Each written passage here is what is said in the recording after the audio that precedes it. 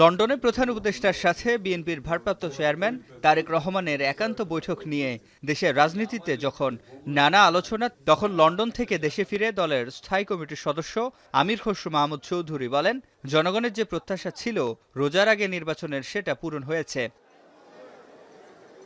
বলেন, সংস্কারের যেসব বিষয়ে সবাই একমত, সেগুলো করতে 1 থেকে 1.5 মাসের বেশি লাগবে না। নির্বাচনের তারিখ ঘোষণা করলে দেশ গণতান্ত্রিক পথে এগিয়ে যাবে। বাংলাদেশের মানুষের যে প্রত্যাশা ছিল যে দ্রুততম সময়ে, বিশেষ করে রোজার আগে জনগণের নির্বাচনের যে প্রত্যাশা ছিল, সেটা পূরণ হয়েছে আমি মনে করি। সেদিক থেকে তো আমি মনে করি এটা সফল একটা আলোচনা হয়েছে। এবং বাংলাদেশের সবচেয়ে বড় কথা হচ্ছে আমাদের বিশেষ বিশেষ সন্ধিক্ষণে আমাদের যে ঐক্যমত হয়, সেটা হচ্ছে আমাদের একটা ভালো দিক দেশের জন্য। বিশ্বমানের থার্মিক্স রড, সালাম স্টিল থার্মিক্স, দেশের একমাত্র থার্মিক্স রড।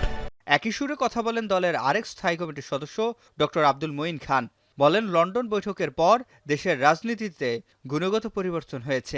এ সময় প্রতিহিংসার রাজনীতি থেকে সবাইকে বের হয়ে আসার আহ্বান জানান তিনি।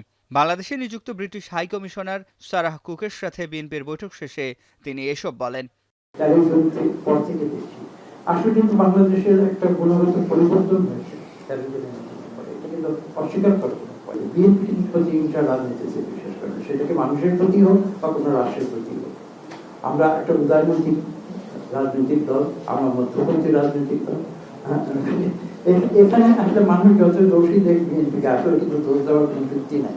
অন্যদিকে প্রেস ক্লাবে দলের আরেক স্থায়ী কমিটির সদস্য সালাউদ্দিন আহমেদ বলেন, দ্রুত গণতান্ত্রিক রূপান্তর প্রক্রিয়ায় যেতে হবে। সে সাথে লন্ডন বৈঠকে যে সিদ্ধান্ত হয়েছে সে অনুযায়ী নির্বাচন কমিশনের সাথে সমন্বয় করার অনুরোধ জানান। বলেন, বৈধতার জন্য পরবর্তী সংসদের বিষয়টি অন্তর্বর্তী সরকারকে মাথায় রাখতে হবে।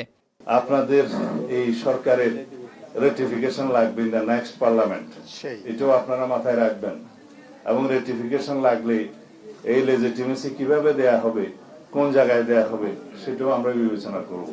সুতরাং জনগণের পক্ষে, আপনারা গণতন্ত্রের পক্ষে এবং অতি দ্রুত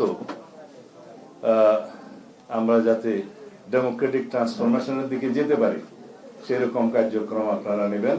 এদিকে প্রেস ক্লাবের ডিএফইউজে আয়োজিত আলোচনা সভায় ডাক্তার এজেএম জাহিদ হোসেন বলেন, এখনো গণমাধ্যমে স্বৈরাচারের দোসর যারা আছেন তাদের বিরুদ্ধে প্রতিবাদ জারি রাখতে হবে। অনলাইন এন্ড অফলাইন সবগুলোকেই কিন্তু। সিফাত শাহরিয়ার, এখন, ঢাকা।